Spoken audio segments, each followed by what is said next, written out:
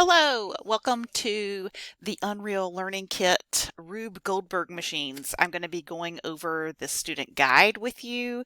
This is lesson 1, the inclined planes, where you're going to learn how to alter the trajectory of an orange and how to enable some physics on static meshes. We'll get into all that later, but let's get this project set up.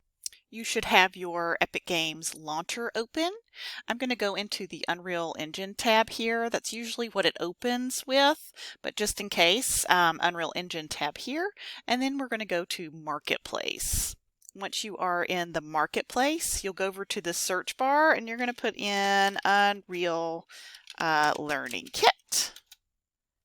And that will pull up a couple of learning kits. We're going to go with the Rube Goldberg one. I own this one already. Yours should say add to cart or something very similar. So you're going to click on that yellow add to cart button, and it's going to put it up here in this shopping cart. So once you have added to your shopping cart, click on the shopping cart, and mine obviously is empty, but yours will have your project in there. And there's like a checkout button or something that you're gonna push, and that will add it to your library. So once you have completed your checkout process, go up to library, and it should have put it into your vault. And you can see mine is down here, and this is Unreal Learning Kit Rube Goldberg, and just create project, and you can name it whatever you want to name it.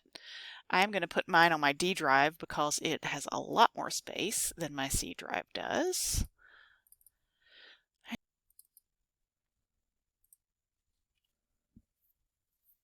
And then hit create.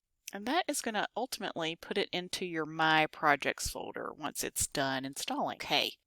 So my Unreal Learning Kit Rube Goldberg has installed here. It doesn't have a picture yet, and it looks like it automatically installed with 5.1. So you might need to install that engine.